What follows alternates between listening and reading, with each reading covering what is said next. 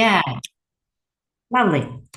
So today I am going to record a fantastic a video that is going to summarize whatever is there that you need to know about APM to pass the exam. And of course, this video cannot just be watched by a person that hasn't studied and to pass the exam, because we do understand that practice is important and actually the knowledge of the syllabus is important. But it will help you to structurize whatever is there, to pay attention to the marks that are supposed to be gathered by you because they are those that are expected. So let's talk about. So first of all, let's talk about our exam, what it is. Our exam is about management. So management means that there is going to be a balance of carrots and sticks. So we would try to think what to do so that the organization achieves the goals. And when we say organization, we are talking about people that work for our company. And the way that we are going to do that, well, actually, there's quite a few techniques. So first of all, we are going to talk about performance measures. Performance measures, and what is the difference between performance measures and KPI? Well, KPI is just the list of performance measures that is assigned to this very team, to this very person, and these are the performance measures based on which we assign bonuses. So you quite often you can use either of these words, either performance measures or KPI. Better to use performance measures. So what do performance measures help to do? They help to align the goals of an employee with those of a company. So it would be important to put those measures that are going to reduce dysfunctional behavior. What is dysfunctional behavior? Dysfunctional behavior means that the target was achieved, but that was to the detriment of the real goal. Of the real goal. What could be an example of that? Well, I was a teenage girl once, and I do remember that many girls of my age tried to lose weight. And instead of exercising, going for a run, going to a gym, they just suffered, they just stopped eating. What did it lead to? Well, when they put a goal of number of kilos on the bathroom door, what happened is that they stopped eating, and as a result, their hair was not so good, the nails were not so good, and actually their bodies didn't look very good either. Why? That is because the measure, the weight, was dysfunctional one. It led to dysfunctional behavior. Because ultimately, what was the goal of this very, very, very teenage girl that is in question? The goal was to look nice, to have great body. So probably the target that we were supposed to put would be number of, let's say, lunges to make, number of kilometers to run, or maybe the kilos of vegetables to eat, because the more vegetables we eat, the less tummy spice we have for sweets. Right, so the same idea is applied to companies as well. So we cannot put measures that are going to lead to dysfunctional behavior. We want to make a balance of measures, and we want to do that so that we make sure that when employees reach the target, our organization doesn't suffer. And for us to do that, we need to know what is that we are trying to achieve.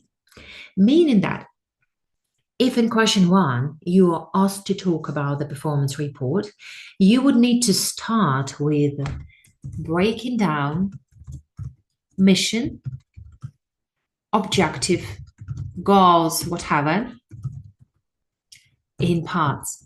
So we will have to look at what is that the company wants to achieve and put this aspects and parts and make sure that there are measures that cover each of them. Why would it be important? Well, because companies are different. And please, please, please don't use the words such as cost leader and differentiator. That is not SBL exam.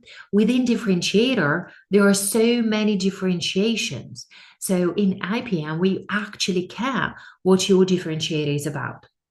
Let me give you an example. If I own a coffee shop, like a coffee stand, my differentiation strategy could be that I will provide the best beans.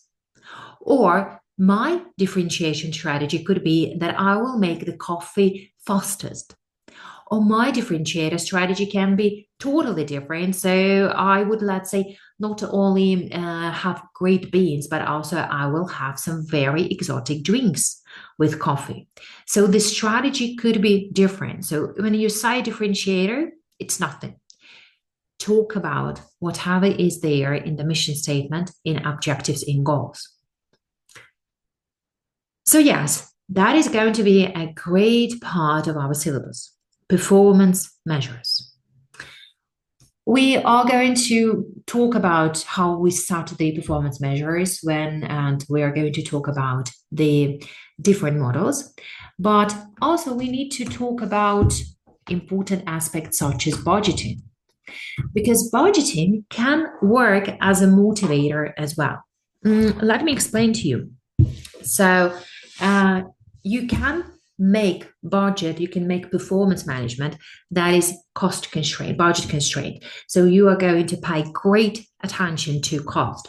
Let's say you have a cost of transportation and you are trying to reduce this cost and you are setting the target so that nobody under no circumstances exceeds that. Well, that could work. But not really. If your company is growing, then limiting it with costs actually can backfire because your employees will not have enough expenditure on marketing, on research and development, and it will preclude you from reaching the market target, from gaining the market share. So no, you cannot always pay attention only to costs. Sometimes you need to pay attention to revenue, sometimes to some other aspect. So the choice of budget, the choice of performance management strategy and the budget, whether we are going to use, let's say, incremental or zero-based budget or anything else, well, that is actually very important. We are going to talk about the quality management, because quality management can help us to reduce cost. It can help us to satisfy the customer better. And as part of quality management, we are going to talk about lean.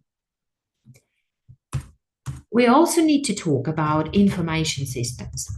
So basically, the exam wants to test your ability to perform well at your interviews. So I think that this is something that is super applicable to your career, because you can use the cases either in your interviews, or if you don't work for somebody and instead you are, let's say, an owner of a consulting company, you can use these scenarios to sell your services to other parties.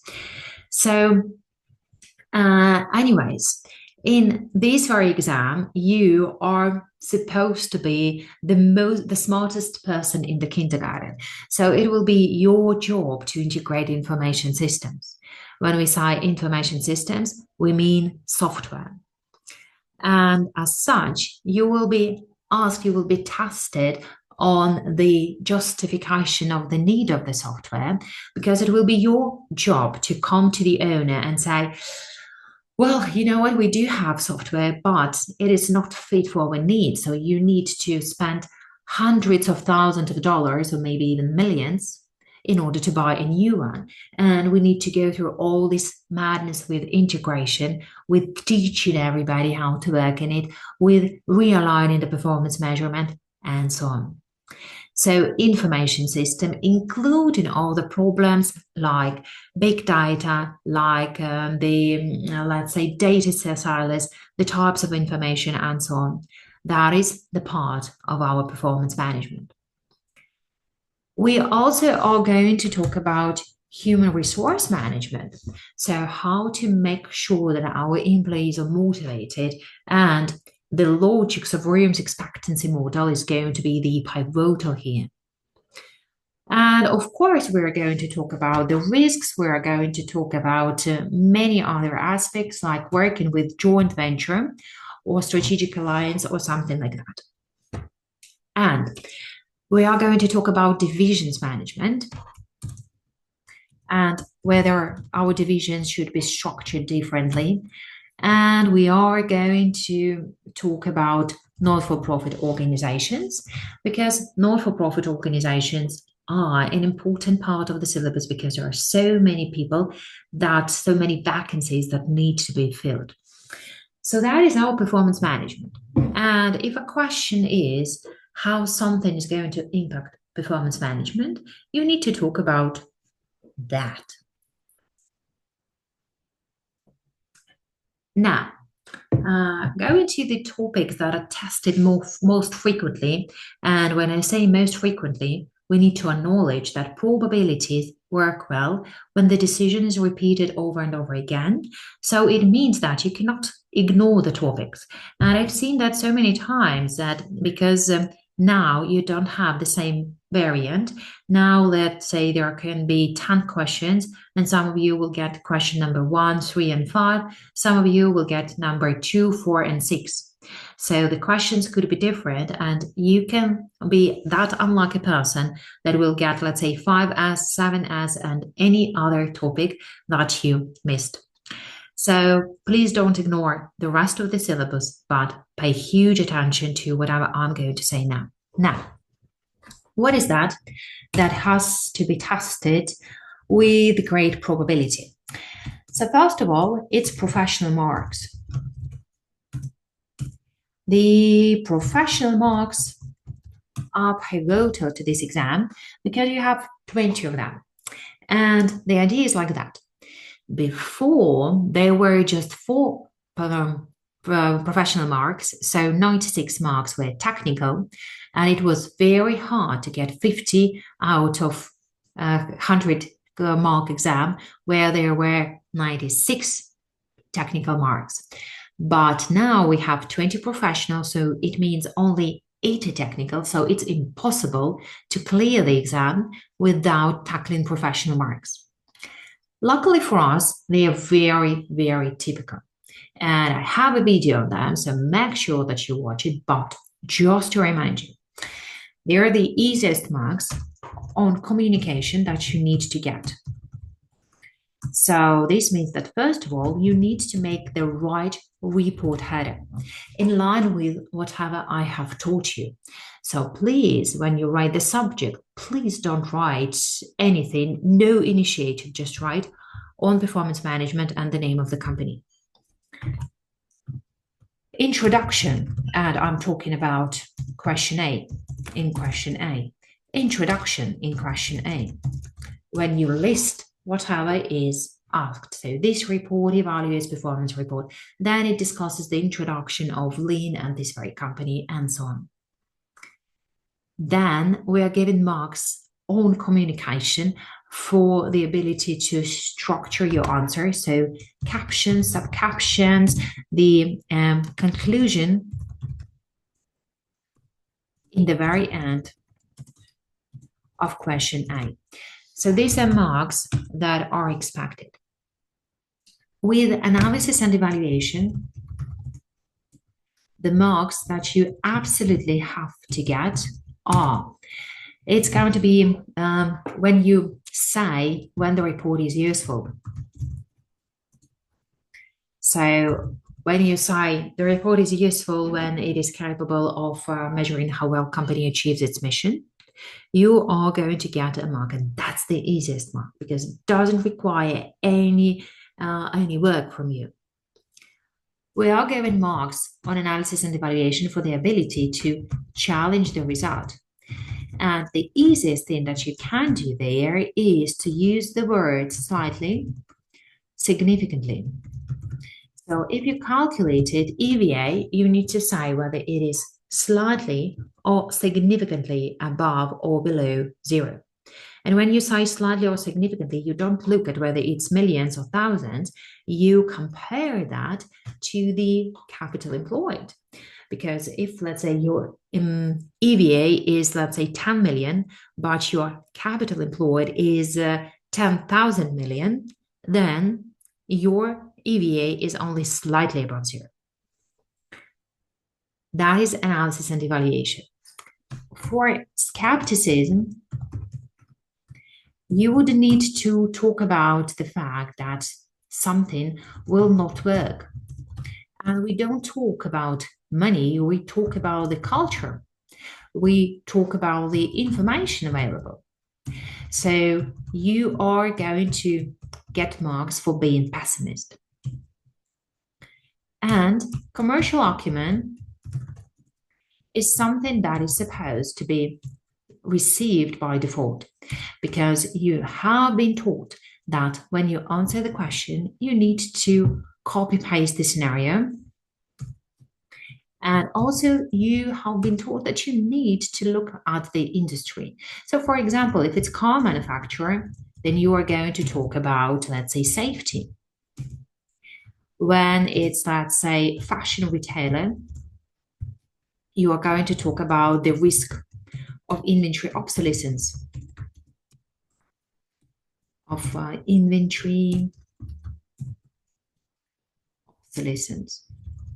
and so on. So professional marks is something that you have to get. And please invest some time to go through the past papers and reading the professional marks so that you can get used to, so that you would raise your awareness of what is that you need to talk about. Now, some of the marks are going to be received by default as you are answering the question and gaining the technical marks. Some marks will require an extra effort, like to make the report header in question A. But since the time hasn't been reduced, so you still have your 3 hours and 15 minutes, then this means that it has already been accounted for in time allocation that you need to spend time on professional marks.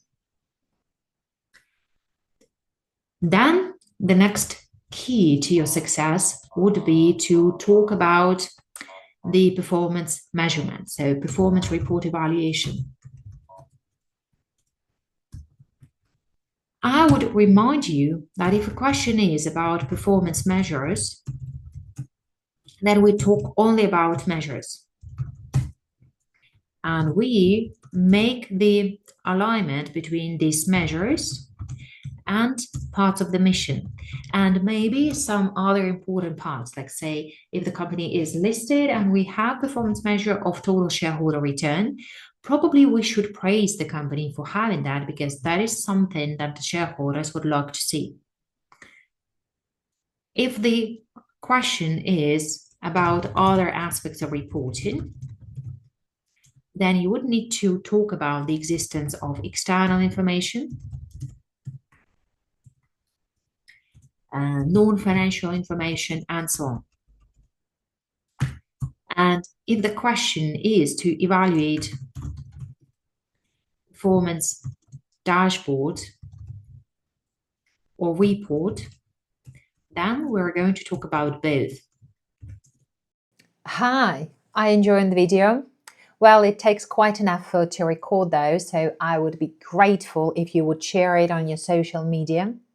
And if you really want to pass APM and spend minimum time, then contact me for private classes. It just takes 12 to 15 classes for you to cover the most important topics and to develop the technique that is going to help you pass. Spoiler alert, when people try to attempt the first question, they usually score almost nothing. That's how tricky the exam is. And by the end of our study process, you will be able to tackle each and every question. And problems with this exam, they happen not only for people who studied English just briefly, but also for those who were born in the language. That's how tricky the exam is. And continue watching, lots of interesting stuff to happen. And I would remind you that when you are going to talk about the performance measures, you need to explain the logics, how exactly it measures. So, for example, we would say that revenue can be used to measure customer satisfaction because if revenue increases, then customers were satisfied enough to buy the product. So you have to have these because, you have to have this such as, therefore, in order to get marks. Now, the next topic that is going to be tested very often and requires a certain way of answer is not-for-profit organization. I mean, really, it happens so very often. And with not-for-profit organization, we have league tables, and also we have value for money analysis. With value for money analysis, it is important that you follow a certain structure. And the structure would be the definition of an E, justification of a measure, calculation and comment, and then however. So definition of an E, we would say that economy measures how cheap an organization buys a unit of its main resource. With the efficiency, you are going to say that efficiency measures how much output is created per a unit of input. And effectiveness measures whether the goals have been reached. And I would remind you that for the latter one, for the effectiveness, you will have to break down aims into bullet points, like in question A. And then we choose which of the goals to challenge. And basically, we're trying to look for something that has a measure and amongst the data that we have been given. And preferably, this measure has to be calculated. So it has to be preferably some A divided by B, not just a number. We would justify a measure. Let's say as teachers are the main resource of school, then salary per teacher would be a measure of economy.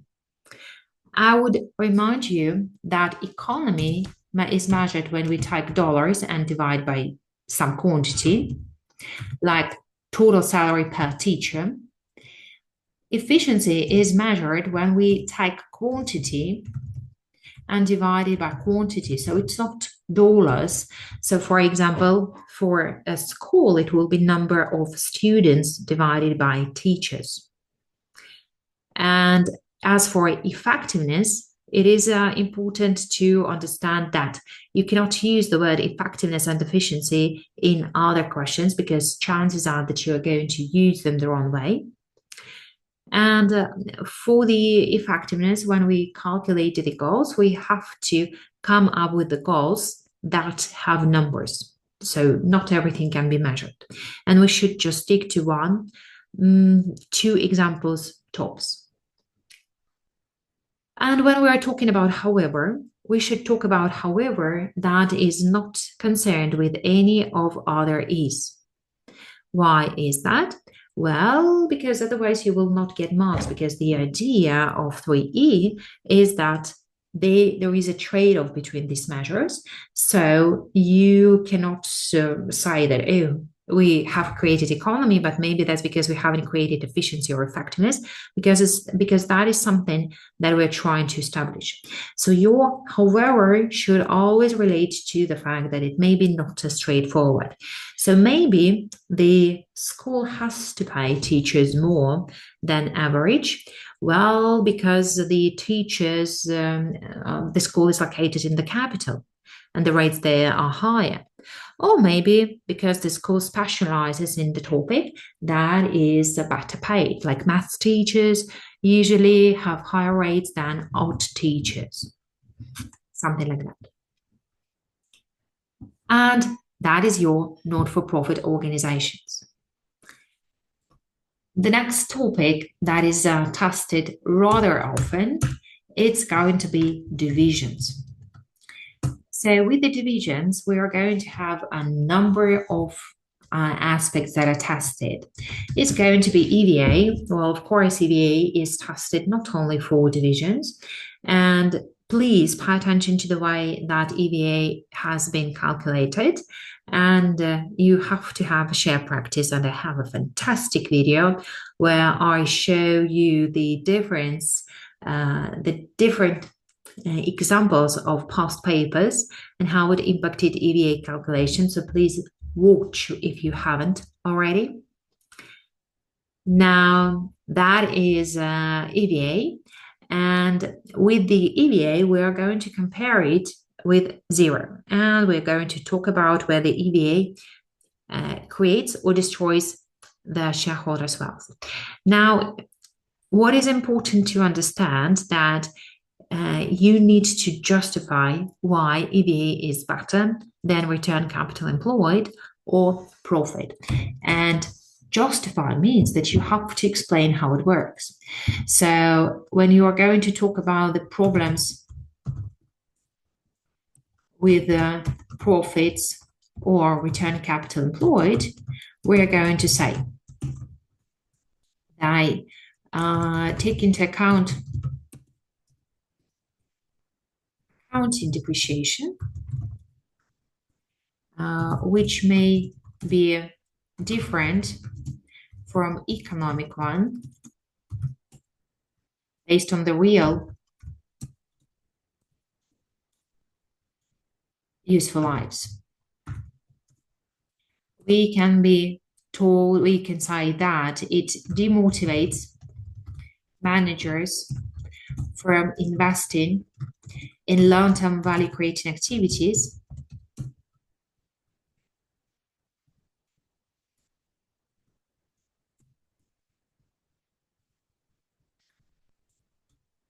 such as, and then we need to choose one. Training, marketing, research and development. We are going to choose one and explain why it is especially important for this type of organization. So which is especially important for access as let's say it is a service organization. So training will improve customer satisfaction. Or we would say that the company plans to be a market leader, and marketing is essential to achieve that. And research and development, well, you would say that the company is manufacturing, so manufacturing or innovative or something like that. So new products are vital to keep the sales.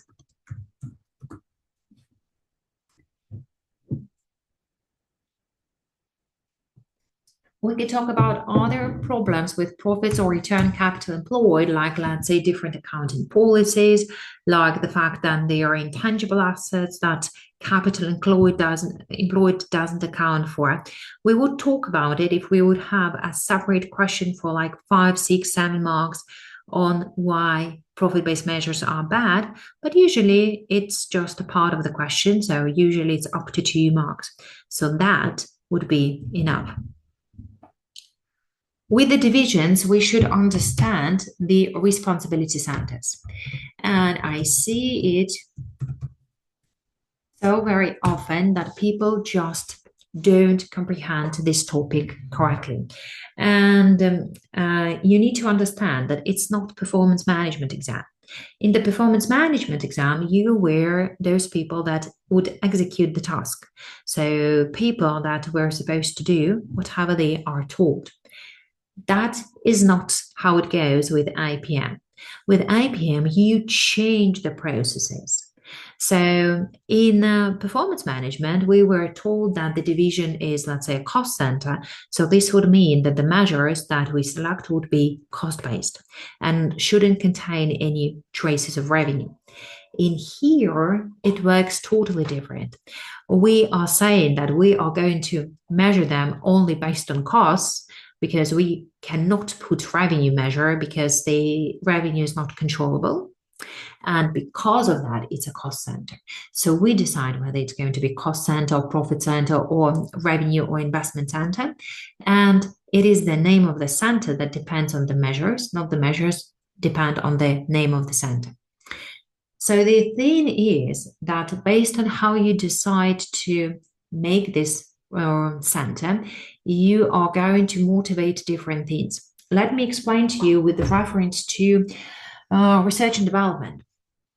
So research and development usually is cost. And as such, we would measure the success if they are cost center. We would say that they don't earn revenue. So we would measure the success based on how well they keep costs.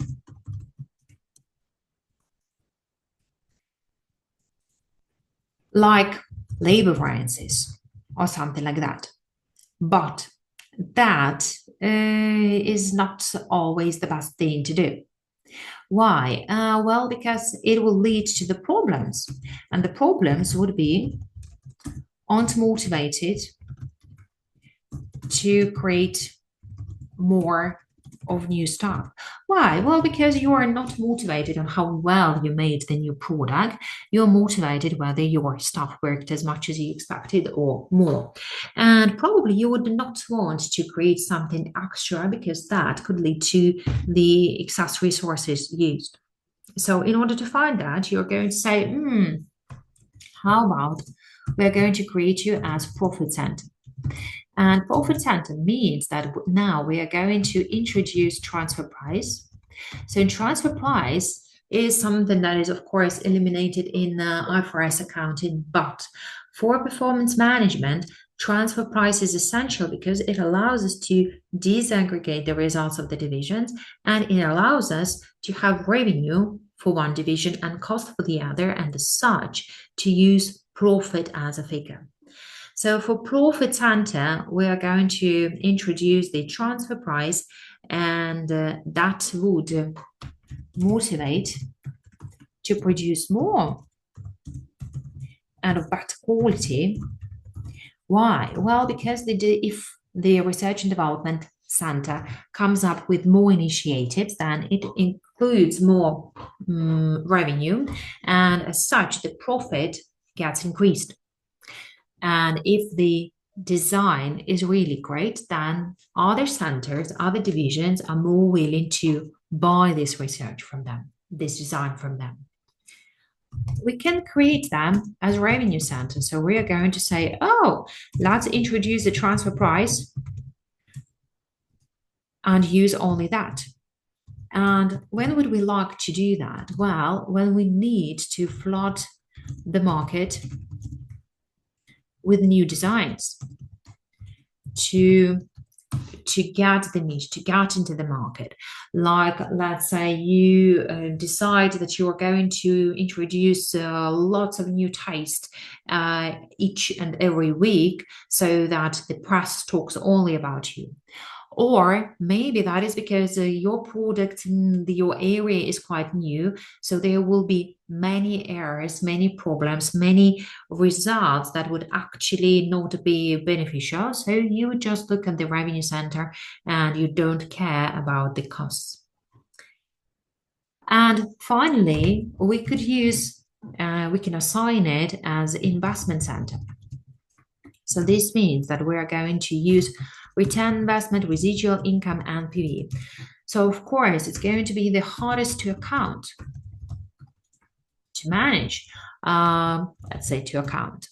And for the managers, it will be very hard to think about how their actions are going to impact their bonuses, because it is so much easier when you are just motivated based on cost or at least profit. But when you have to think whether you should buy or not buy this pattern, this machinery, and how that is going to impact NPV, well, that requires brain power, that requires some education. So that is the problem. But what is the benefit? The benefit is that if head office doesn't understand much and the division needs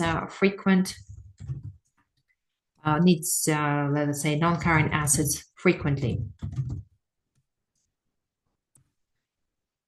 So imagine that we have a head office and we have research and development that, let's say, develops some flavors. So that is basically chemistry to how to combine everything in order to get this very smell. And the head office has no understanding of what is the equipment, what are the ingredients, and so on.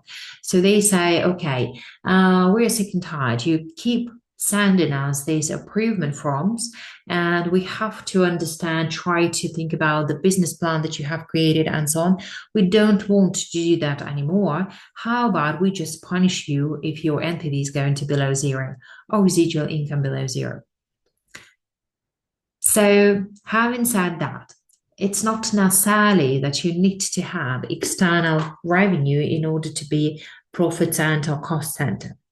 And we redesign the centers based on what is that we are trying to achieve in them. We would also need to pay attention to the stage of the organization. So, to the life cycle, or the stage in Boston Consulting Group matrix model. Why? Well, because if it is just introduction, and in BCG it's going to be problem child or a star, then there is not enough revenue to cover fixed costs. So, for example, rent. And of course, it is expected that the division is going to be loss-making. Another problem is that these costs are not optimized yet,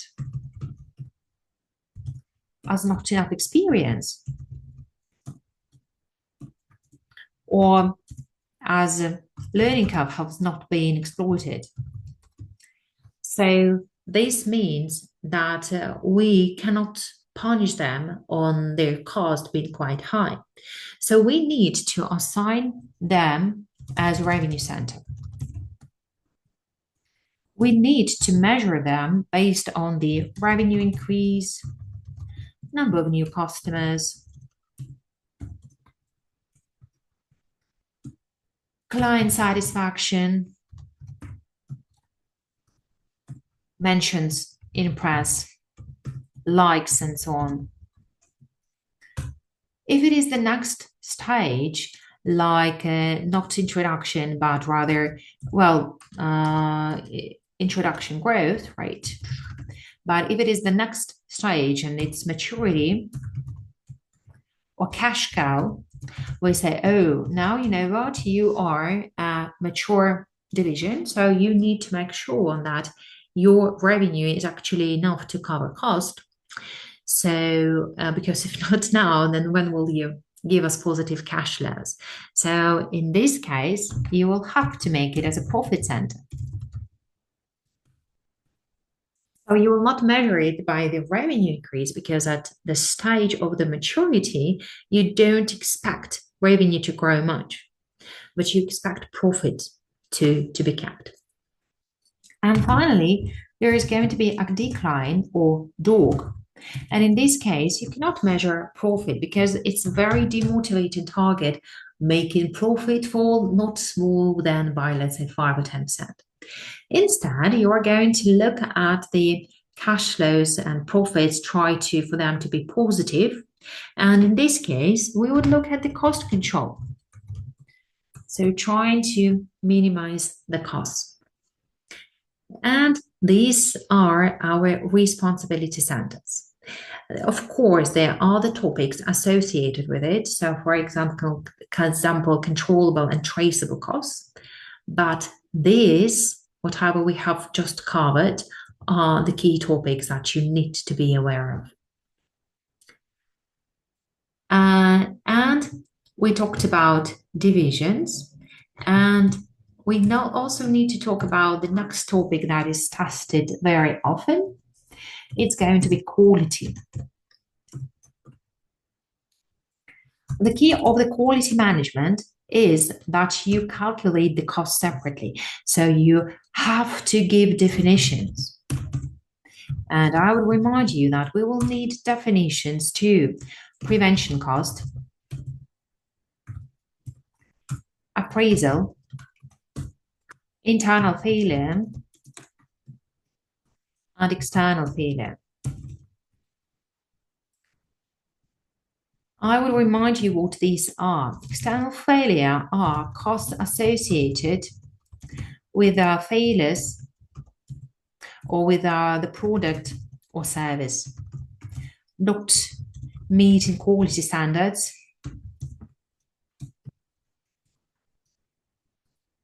after the if problems identified after the dispatch. Internal failure is everything the same, but not after, but rather before the dispatch. Appraisal are costs associated with checking the product against quality standards. I would like to stress a few things. So quality doesn't mean impeccable. Let me give you an example. So for example, I have a box like that. So it was folded, so there are actually some holes in it. But for my use to store pencils and stuff like that, it is perfect. So because they are not big enough for my items to just fall out. If I were to store here, let's say, semolina porridge, flour, well, then it wouldn't meet my quality standards. So quality standards depends on what is that you need.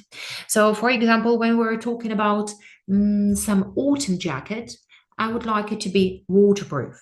So if if I am soaking after each and every rain, then that's poor clothes. But when we're talking about shorts for summer, we don't really need this waterproof feature. So quality means fit for its intended use. And also as for appraisal, it's not only about the final product. So, for example, if I am, let's say, producing shirts, and at some point of time I cut these pieces out, and now I'm checking if my right and left sleeve match. So my product is not finished yet, but that is still appraisal cost. And both prevention and appraisal cost happen before there is an error. So if there is a problem, it's either internal or external failure cost. If not, it's either prevention or appraisal. But appraisal, it's more about checking the audit, and prevention is preventing. So the costs of preventing errors from happening.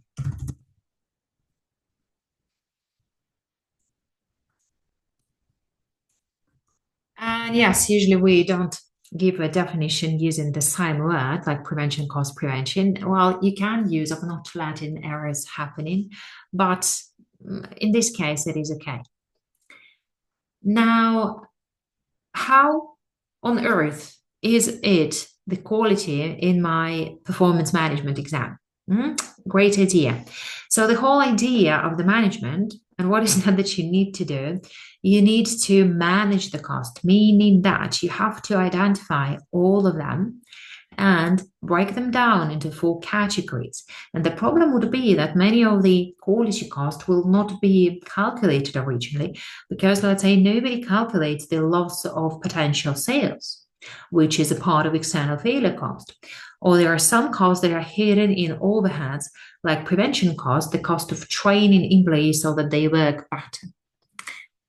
And we also are going to explain why quality management is especially important if the company is engaged in just in time, or why it is especially important if a company is in a very sensitive industry like car manufacturing, like airplanes manufacturing, and so on.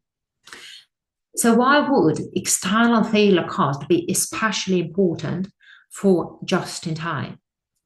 Well, because with just in time, we say that not every customer is willing to wait. So the remaining customers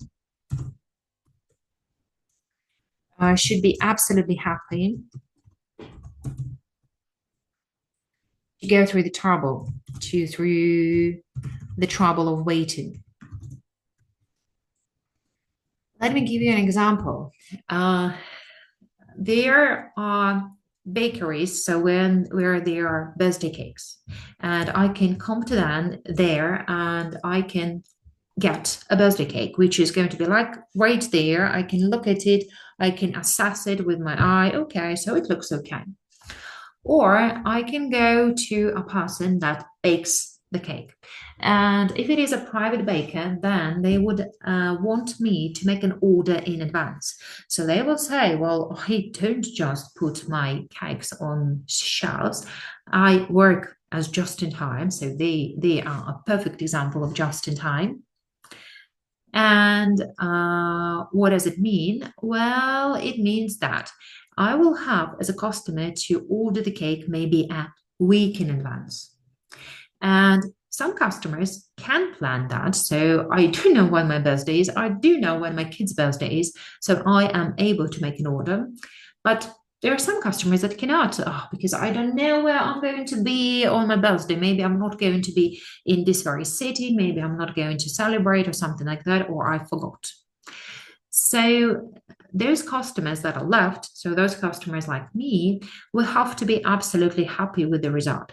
Because if I have heard that this very private baker doesn't give me, doesn't bake cakes just extraordinary well, then I will just not buy it.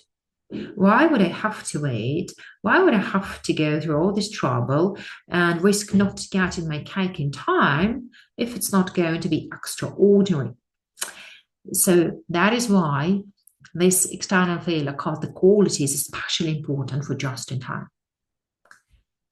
With the internal failure cost, we are going to say that, so yes, with just in time, the external failure cost will have to be reduced to zero.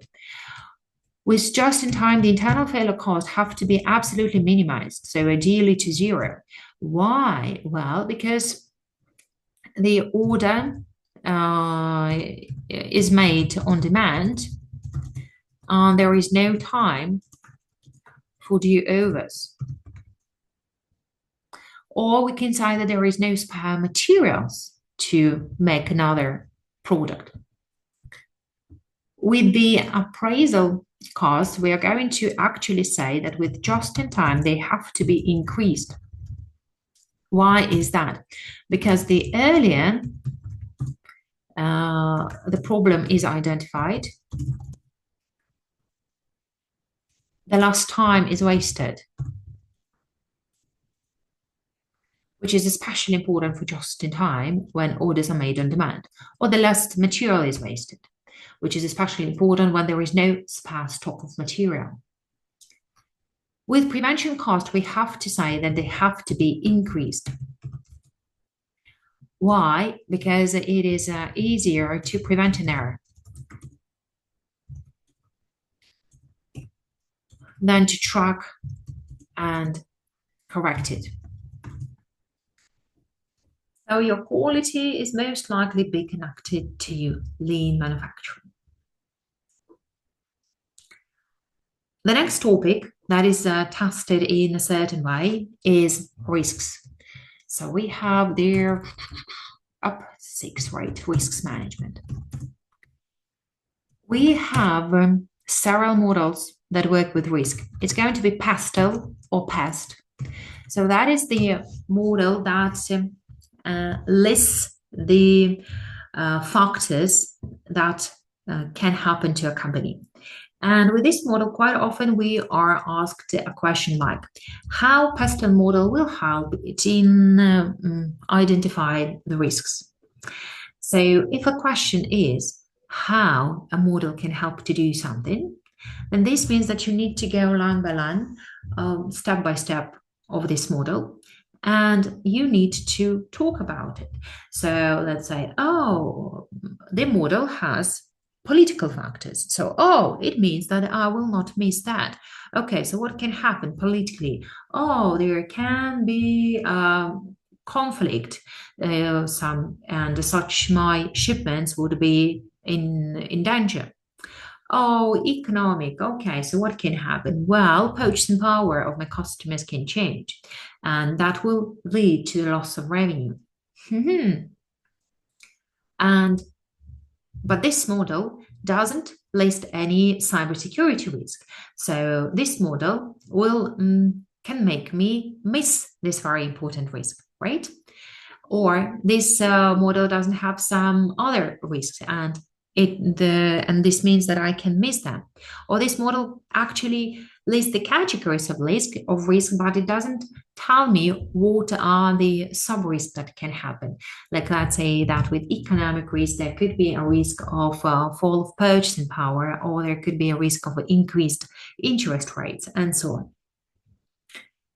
And we also have this maximax, maximin, minimax regret rule,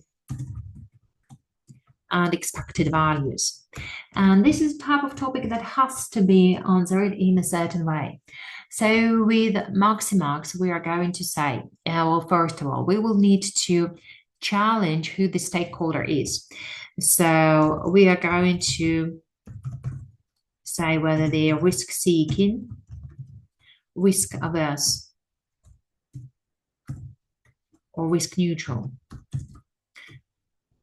And we look at whatever is there in the scenario. So, for example, on a normal day, our let's say shareholders are going to be diversified.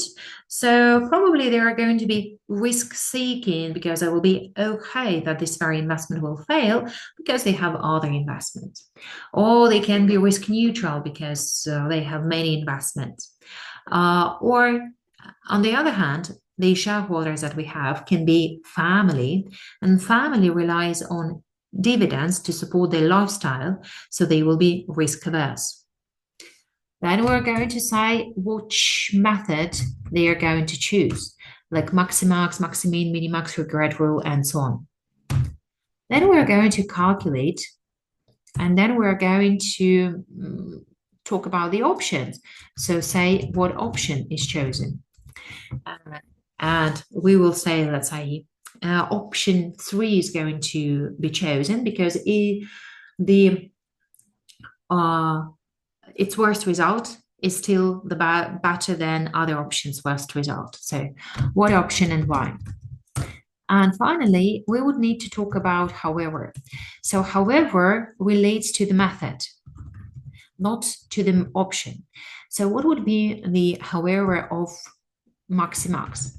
Maximax has a however that it doesn't look at whether the company can survive through the worst option.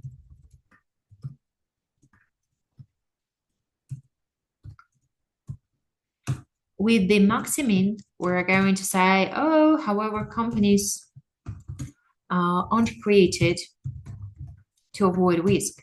If you want to avoid risk, just buy treasury bills and that's it. With minimax regret rule. However, a problem of the method is very obvious. It's hard to explain to non-financial people. It's actually hard to explain to those people that take ACCA exam, but to non-financial people, that's a disaster. Then expected values actually has a number of problems and it's going to be tested as a separate question. So the problem with expected values would be that probabilities work if the decision is repeated over and over again, whereas the company plans to open just one factory or whatever. Then we are going to say that there is subjectivity attached to the probabilities. We will also say that the scenarios are very primitive. So let's say if there is a if there is a boom in economy, there can be different scenarios as to prices and costs, not just one of them. Also, it doesn't take into account external factors like customer satisfaction. External factors are any factors that are within PESTEL model or new legislation or something like that. And also it doesn't take into account competitors' actions and the actual result, or the probably not the expected value result, cannot be achieved.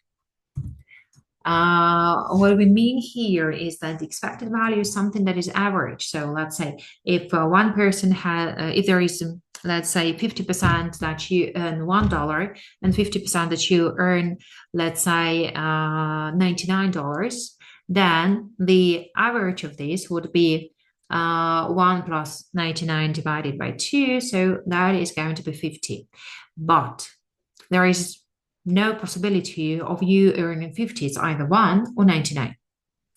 And as such, the expected values don't work very well. And that is how we are supposed to tackle our risk question so that you would get the full mark.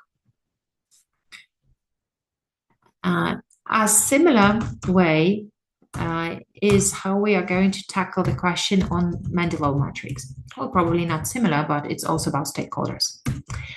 So with Mendelov's matrix, we would need to copy paste and give the conclusion to interest, then copy paste, give the conclusion to power, then we would need to give the conclusion to the part of the matrix, and then conclusion to the scenario.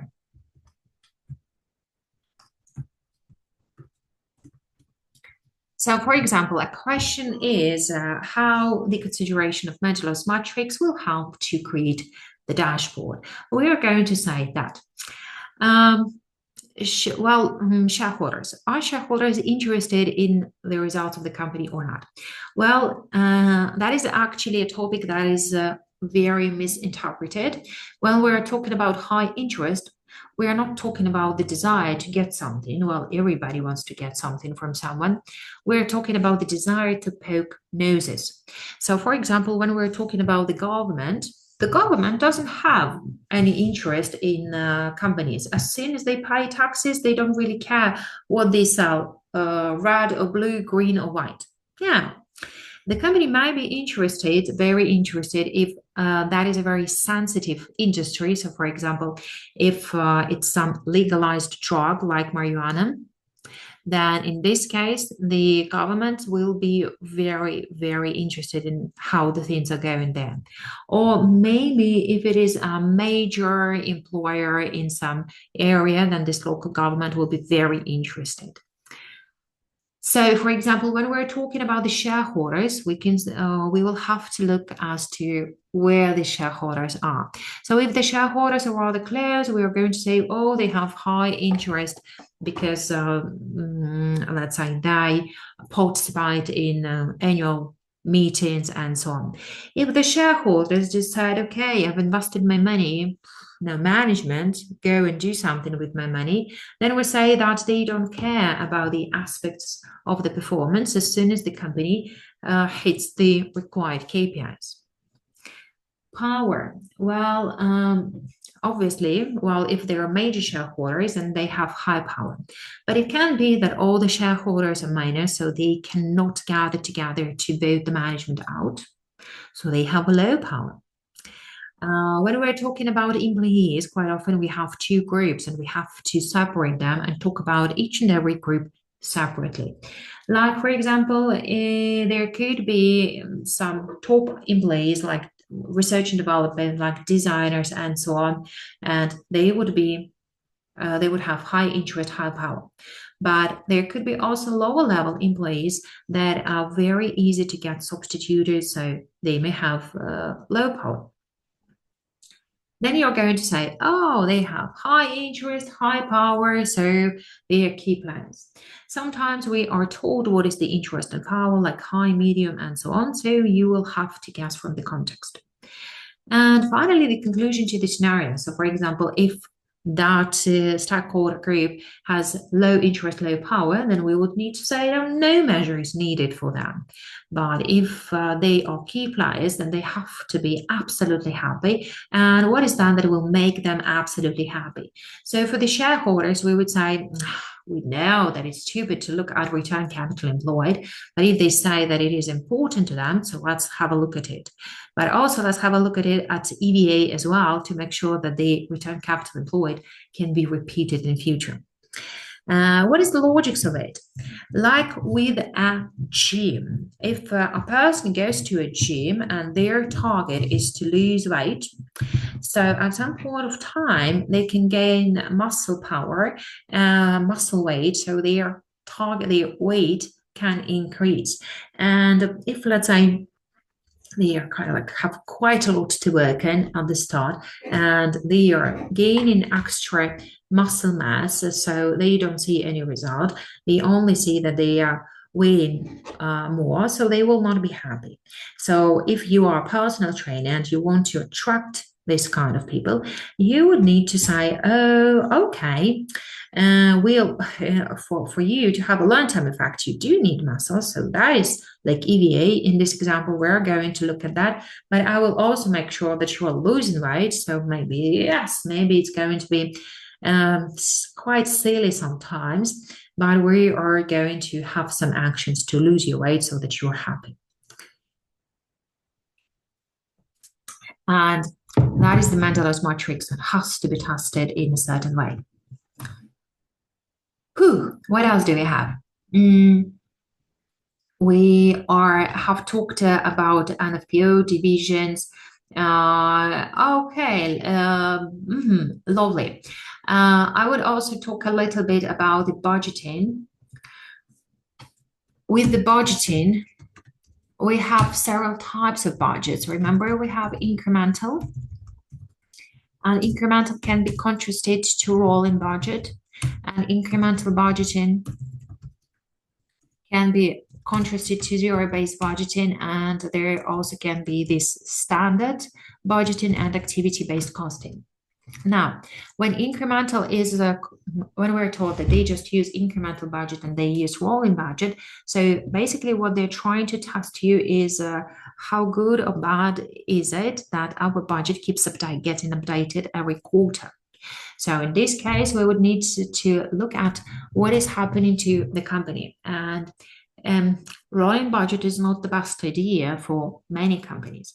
So rolling budget would be great when there are many external factors, like, let's say, commodity prices.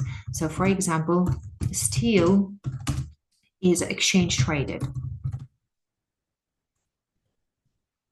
So the prices can change drastically.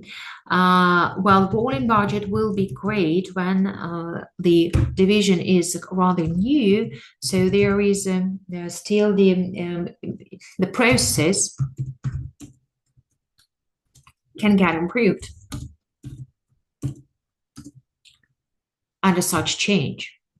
So when there is high turbulence in the external environment, but let's say incremental, but when we know that cost pattern is known, prices are fixed, and volumes are more or less fixed, then there is no need to go through the trouble of rolling budget. So for example, if I'm a farmer and I sell to a supermarket, I have long-term contracts with the supermarket and I know how much I'm going to sell at what is the price. And I know my cost because let's say I have fixed rates on watering and stuff. So I will just use incremental budget. Because rolling budget, it takes time, it takes effort. Also, well, with rolling budget, the targets keep changing, which can be demotivating. Incremental budgeting versus zero-based budgeting. So zero-based budgeting is great when we have different projects. And so past experience won't be repeated. Well, imagine that you work for an audit company and you had projects in the last year and the projects were for smaller companies, and now you have a huge project and the proportion of management's time, of staff time is going to be different. So you cannot take past and you need to take the new one, the zero-based budgeting. Also, zero-based budgeting can be useful when we have resources restriction. And when there are many inefficiencies. If not, then why bother? Just use incremental budgeting. And with the zero-based budgeting, I would remind you that there could be a problem that is identified, like, for example, well, we need to win the market. And to solve the problem, actually there could be different expenses to be had. So for example, we can win the market by substituting the equipment with a more modern one, and that in turn is going to make our product more competitive. We can invest more in research and development to come up with new products, or we can invest more in marketing to persuade our customers to buy more. With the activity-based costing, well, we are going to try to identify the cost drivers, and that is how we're going to budget. So, for example, if we are an audit company and we need to budget, we're going to say, okay, staff cost. Staff cost depends on, let's say, how many transactions there are, because that impacts on how much staff we'll have to test. Well, let's say seniors cost impact gets impacted by, let's say, how many tricky accounts there are. Management's time is impacted by that. Partners' time is impacted by that. And that's how we budget that. And in this exam, you will be tested on how activity-based costing, activity-based management can help you in performance management.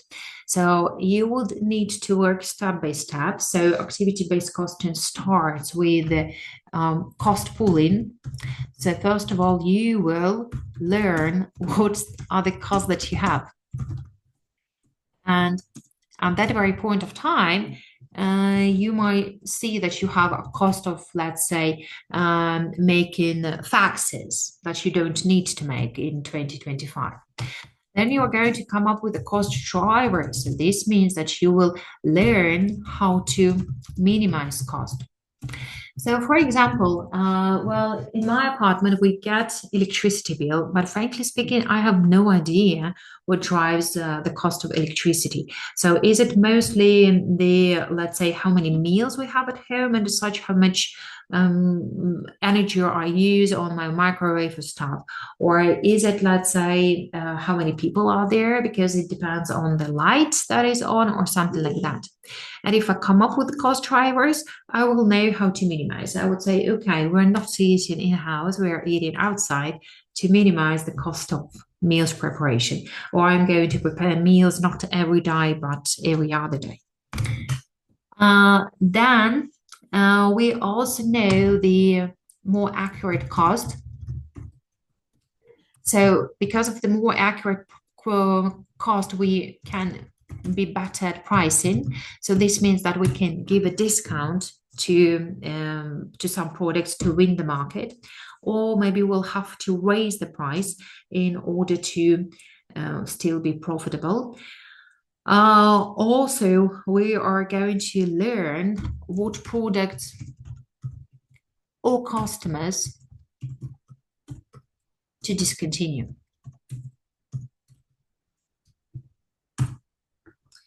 And that is how our activity-based costing works.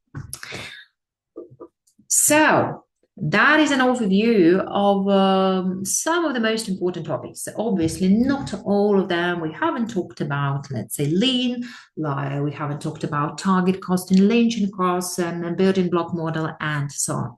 So obviously it would be weird if an exam that has such a low pass rate that is so high of the strategic that is in the strategic part of ACCA could have been practiced and gotten ready within an hour and a half. But still, I think that that is a great start for you to understand, to comprehend the syllabus better.